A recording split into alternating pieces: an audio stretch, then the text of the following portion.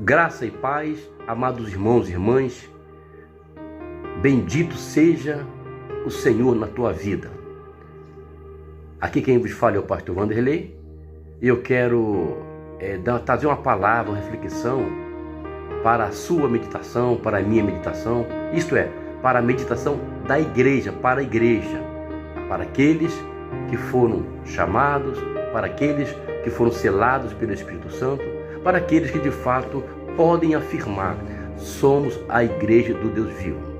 Sendo assim, eu quero refletir com vocês alguns pontos que eu acho importantes para aqueles que se confirmam ser igreja. Exemplo, o Salomão foi o homem mais sábio. Deus apareceu para ele, né? Deus apareceu para ele quando ele fazia o seu momento de adoração, de sacrifício, e o Senhor mandou ele escolher, pedir a ele o que ele quisesse. E Salomão pede sabedoria, e Deus se agradou do pedido e deu a Salomão uma sabedoria incomparável. Então foi o homem mais sábio da história. E esse homem, ele registrou em Provérbios, capítulo 24, versículo 10, essas palavras: se te mostrares frouxo no dia da angústia, a tua força será pequena. Se te mostrares frouxo no dia da angústia, a tua força será pequena. Provérbios 24, 10. A igreja, ela vive um momento, quando eu falo igreja, eu falo nós todas, não é só a nossa do Campinho, tá?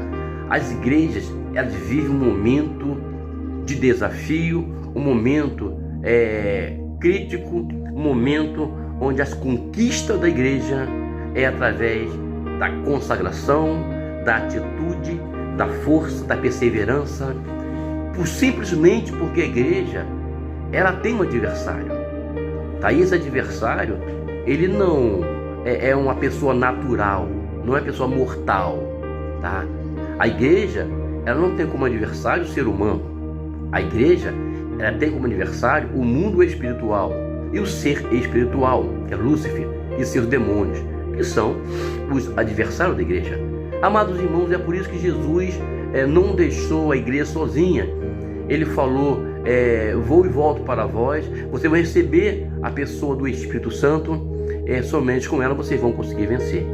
E eu acho importante refletir sobre isso, porque às vezes, como igreja, a gente demonstramos fraco, né, como Salomão está citando, e a gente não consegue entender que se eu me mostrar fraco ou frouxo na hora da angústia, a minha força será pequena, porque bate um desânimo, a gente não tem força mais para caminhar. Então, se você não vencer esse desafio, a sua força vai ser cada dia mais pequena. Então, em nome de Jesus, você como igreja, tome posse dessa palavra.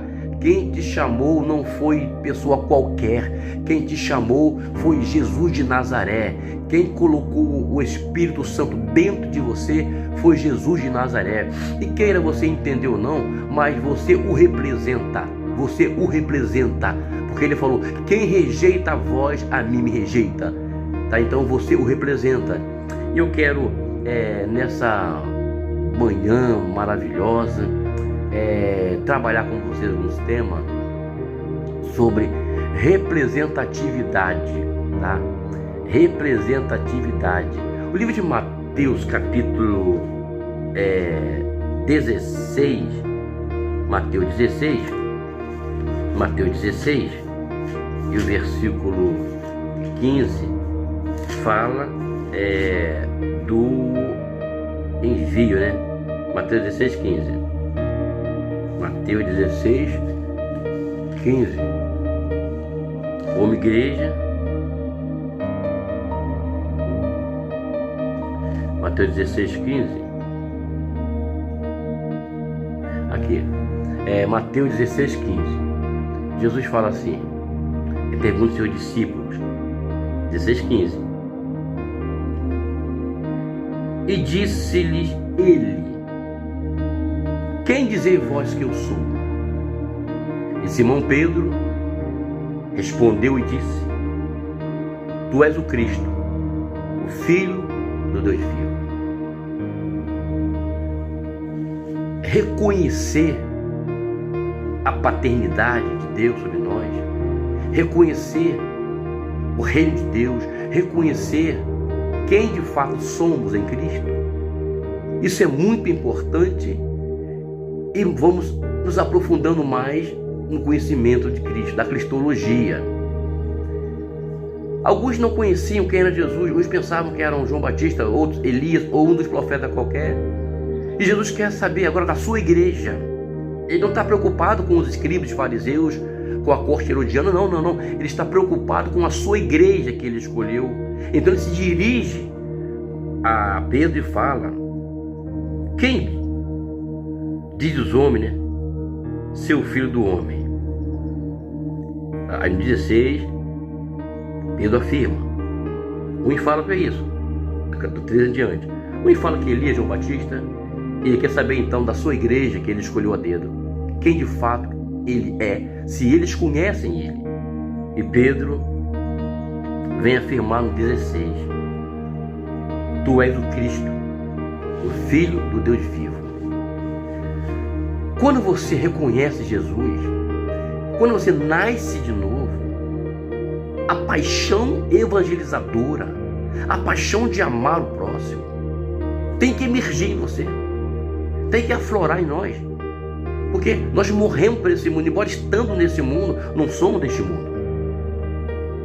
Em contrapartida, o inimigo faz o possível para que nós não venhamos entender o verdadeiro sentido da nossa missão como igreja. A nossa missão como igreja aqui é ir e pregar o evangelho a toda criatura. Essa é a missão da igreja: anunciar o ano aceitável do Senhor, pregar a santa palavra, anunciar que Ele salva, liberta e batiza com o Espírito Santo. O nosso papel como igreja é anunciar o ID de Jesus Cristo. Você não tem, como John Wesley falava, você não tem outra coisa a fazer a não ser anunciar Cristo, a não ser pregar a palavra. Os metodistas são os traços da Bíblia, eles eram conhecedores da Escritura, de oração, de leitura, mas eu quero falar para o povo de Deus: busque mais a Deus. Não se contentem em ficar em casa, meu irmão. O diabo quer te aprisionar em casa, porque a adoração não é na casa. Você é o templo do Espírito Santo. Existe a igreja primitiva, no dia da perseguição, ela não abandona o templo, ela fica, um templo e fica nas casas. É como diz o pastor Wagner, pastor da igreja central, a igreja de duas asas. Então ela não se sucumbiu. A igreja primitiva, ela foi visionária e passou a anunciar, passou a alimentar a palavra. Então você não pode ficar, se você ficar em casa, tem que ter perseguição, e não está tendo. Nós estamos num sistema democrático onde você pode ir e vir, mas o seu amor para com Deus, meu irmão, ele tem que irradiar. Você tem que ter sede, você tem que estar apaixonado por Jesus de novo, tá? Agora, deixar de vir à igreja para ficar em casa vendo Faustão, vendo novela. Que tipo de crente nós somos? Que tipo de cristão você é? A ordem de Jesus é buscai em primeiro lugar o reino de Deus e a sua justiça, e as demais coisas vão ser acrescentadas. Esta foi a ordenança messiânica para a sua igreja, tá? Eu quero finalizar aqui. Quanto tempo você tem de igreja? Você cresceu como igreja? Você se reduziu como igreja? Ou está estagnado como igreja? A lógica humana é o crescimento. As pessoas nascem, elas crescem, reproduzem. Você tem que gerar discípulos.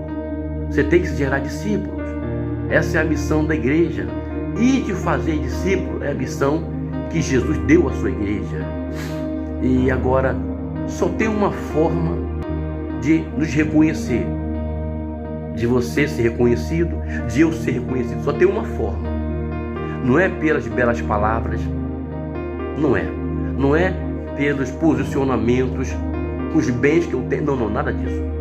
Mateus 7,16. Eu vou ler para você o que Jesus fala sobre isso, para me finalizar. Mateus 7,16. Você é igreja? Você um dia se batizou?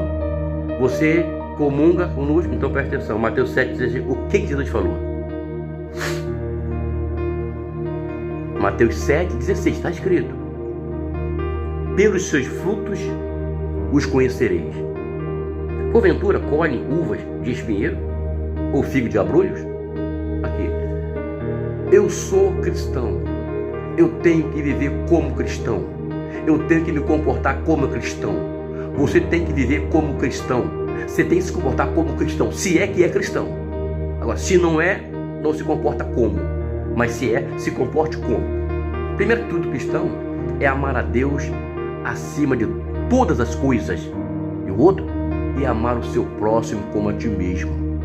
É inadmissível um cristão, uma cristã, afirma assim: eu tenho um ódio por aquela pessoa, eu não gosto.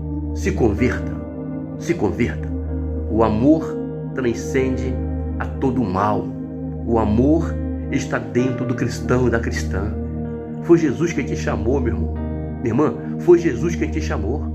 Não deixa ninguém nada pagar o seu relacionamento com Ele, não, tá? E a grande crise de Jó era... ele não estava entendendo o que estava acontecendo com ele, porque ele estava um caos, perdendo tudo, um caos, perdendo tudo. Eu não sei se Deus resolvesse tirar os nossos bens, se tirasse os seus bens, se tirasse os seus filhos, se a sua casa caísse, se nós continuássemos sendo cristãos, fiéis a Deus. O que aconteceu com o patriarca Jó foi isso. Deus o tirou tudo, permitiu que o diabo perturbasse, e em Jó 13:16 em diante, ele entra em crise. Ele não consegue entender o que está acontecendo com ele. Ele quer uma resposta para o caos que ele estava enfrentando e não obtinha resposta. E eu vou citar aqui para me finalizar a lamúria de Jó, o desabafo de Jó. Jó 13:16, ele fala assim, Jó 13:16, 17.